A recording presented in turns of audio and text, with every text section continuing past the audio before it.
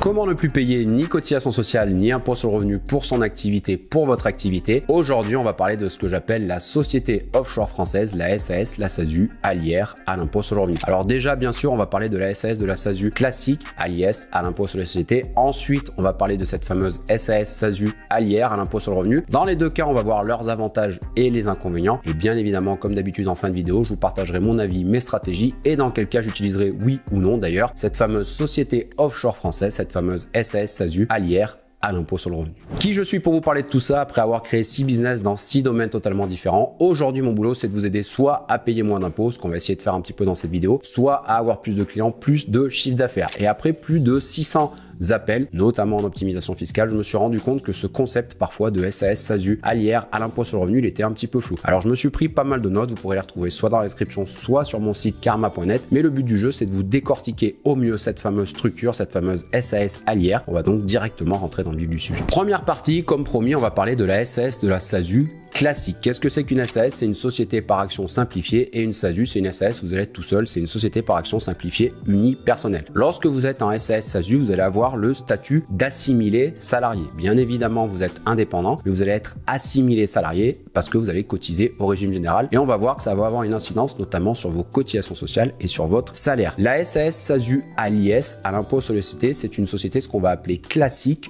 ou opaque fiscalement. Pour faire le parallèle, quand on va parler de la SAS, de la SASU à l'IR, ça sera une société transparente fiscalement. Donc là, on est dans la SAS, SASU classique à l'IS. Comme je vous le disais, c'est ce qu'on appelle une société classique ou opaque fiscalement. C'est-à-dire que l'argent arrive dans votre société, un bénéfice est calculé, on va payer un impôt, l'IS, l'impôt sur les bénéfices, l'impôt sur les sociétés, et ensuite, en tant qu'actionnaire, vous aurez le choix, oui ou non d'ailleurs, de vous rémunérer sous forme de dividendes. C'est ça, une société opaque ou classique fiscalement. Et on va voir ensuite la SAS à l'IR, c'est différent, c'est transparent fiscalement. Quelle est la fiscalité de cette SAS, SASU à l'IS, à l'impôt sur les sociétés? L'impôt sur les bénéfices, l'impôt sur les sociétés, il est de 25%, sauf les 42 500 premiers euros qui seront imposés à 15%. Le salaire, vous allez payer plus de 80% de cotisation sociale en SAS, SASU à l'IS. Ça, c'est du fait que vous êtes assimilé salarié et que vous cotisez au régime général. Vous avez pas mal de cotisations sociales. Ce qu'il faut retenir, si vous voulez 1000 euros net dans votre poche, ça va vous coûter 1800 euros. Vous allez pouvoir vous rémunérer, comme on l'a vu, sous forme de dividendes après avoir payé l'IS. Je vous le rappelle, l'argent arrive, un bénéfice est calculé, on paye l'IS de 25% et ensuite vous pouvez en tant qu'actionnaire, oui ou non d'ailleurs comme vous le voulez, toucher des dividendes. Les dividendes, deux options, soit vous allez être soumis à la flat tax de 30%, c'est ce qu'on appelle un impôt libératoire. Cette flat tax est composée de 12,8% d'impôt sur le revenu et de 17,2% de prélèvements sociaux, ou alors sinon vous allez pouvoir opter notamment pour ce qu'on appelle le barème progressif avec un abattement de 40% et un abattement sur votre CSG. Le but c'est pas de rentrer là-dedans, c'est de parler surtout de la SAS, de la SASU à l'IR, mais pour ça je suis obligé de vous faire vraiment la présentation de la SAS, de la SASU à l'impôt sur les sociétés. L'impôt sur le revenu, lorsque vous allez vous verser des dividendes en flat tax, c'est un impôt libératoire, vous allez être libéré de l'impôt sur le revenu. Dans cette flat tax de 30%, je vous le rappelle, on a 12,8% d'impôt et 17,2% de prélèvements sociaux. Donc si vous vous rémunérez sous forme de flat tax, vous ne payerez pas d'impôt sur le revenu en plus. Vous allez payer de l'impôt sur le revenu en plus, bien évidemment, sur le salaire que vous êtes versé, et également si vous optez pour le barème progressif lorsque vous allez vous verser des dividendes, et bien selon vos tranches d'imposition, vous allez payer de l'impôt sur le revenu. Quels sont selon moi les avantages et les inconvénients de cette SAS, de cette SASU à l'IS, à l'impôt sur les sociétés? Avantage, la rémunération en dividende est plafonnée à 30%. C'est cette fameuse flat tax, cette fameuse impôt libératoire. Alors la flat tax, c'est un impôt anglo-saxon, donc c'est plutôt un impôt libéral qui va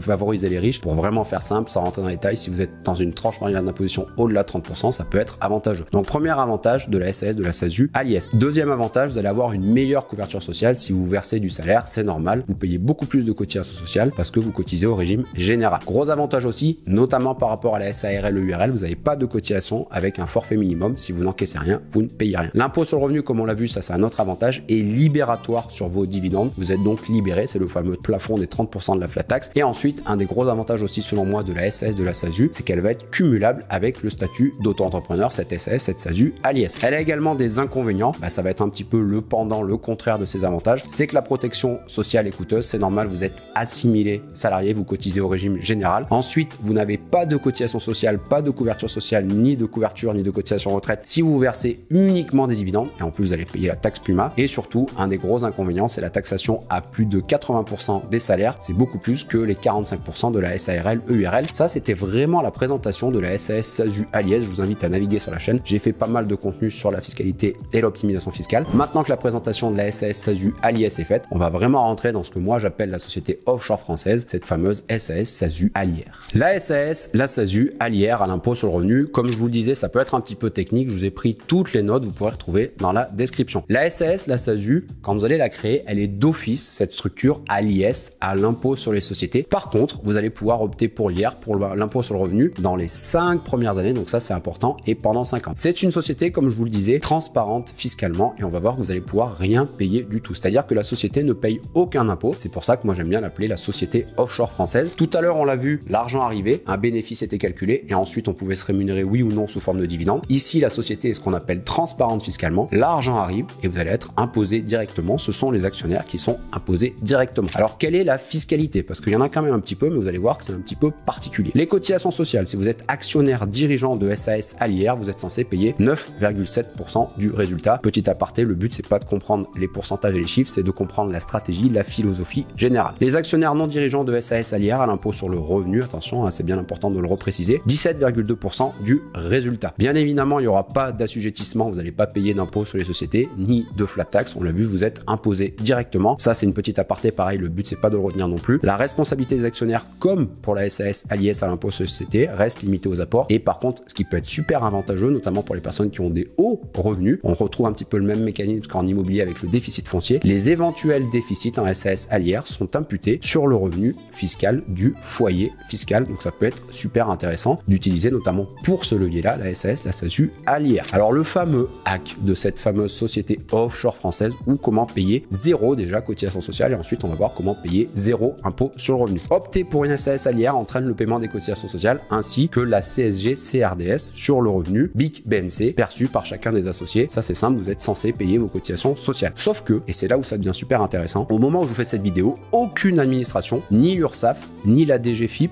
ne se déclare pour l'heure compétente pour recouvrer ses cotisations sociales et prélèvements sociaux. Ce qu'il faut comprendre en fait, c'est qu'on vous dit voilà, vous allez payer 9,7 ou 17,2% du résultat, sauf que l'organisme aujourd'hui qui est censé vous prélever, on ne sait pas vraiment qui c'est et personne ne vous le prélève. C'est pour ça que déjà vous ne payez aucune cotisation sociale. Alors attention, c'est pas magique, je vais vous donner un petit peu mon avis. Donc ce que je vous disais, en l'état, personne ne vous demandera rien, vous allez payer zéro cotisation sociale. Et ensuite, on va voir comment payer également zéro impôt sur le revenu. Mais avant ça, je voulais vous parler des avantages et des inconvénients selon moi de la SAS à l'IR, de la SAS à l'impôt sur le revenu ou de la SASU à l'IR, de la SASU à l'impôt sur le revenu. Avantage, on l'a vu, vos déficits vont être imputables sur votre foyer fiscal, sur vos revenus personnels. Ça peut être super intéressant d'utiliser une SAS, une SASU à l'IR en démarrage d'activité, lorsque vous allez créer une activité, soit à côté de votre boulot, ou alors lorsque vous allez démarrer une activité. Et c'est super avantageux, plutôt si vous êtes dans une faible TMI, si vous allez avoir plutôt un faible bénéfice. On va voir pourquoi. Et ensuite, les inconvénients de cette SAS, SASU à l'IR, on l'a vu, l'argent arrive et c'est vous en tant que personne qui allez être imposé directement. Donc inconvénient, vous allez perdre les ARE, perdre les droits au chômage. L'inconvénient également, c'est la couverture sociale. Bah oui, c'est bien beau, comme vous cotisez à rien, comme personne ne vous prend de cotisation sociale, ben vous n'avez pas de couverture sociale. Très gros inconvénient, c'est si vous avez une grosse activité, un gros chiffre d'affaires, on l'a vu, comme c'est vous qui allez être imposé directement, et ben vous allez rapidement montrer dans les tranches marginales d'imposition. C'est un petit peu l'inverse d'un début d'activité avec des faibles revenus. C'est pas avantageux pour moi d'utiliser une SAS, une SASU à l'IR si vous avez une grosse activité, mais surtout un gros chiffre d'affaires, mais au-delà même du gros chiffre d'affaires, un gros bénéfice. Et surtout, pour moi, un des gros inconvénients en tant qu'entrepreneur, on a tendance à viser long terme, et là on est plutôt limité à 5 ans. Maintenant, ce que vous posez comme question, et vous allez voir, c'est très facile. Comment payer? On l'a vu, zéro cotisation sociale, ben ça vient pas de nous, personne va nous le prélever. Par contre, comment payer zéro impôt? Ben vous pouvez carrément implanter votre SAS, SASU à l'IR, à l'impôt sur le revenu, dans une zone exonérée d'impôt. J'en avais notamment fait une vidéo sur les différentes zones d'exonération d'impôt en France. Vous allez pouvoir en retrouver ZRR, AFR, ZFU, etc.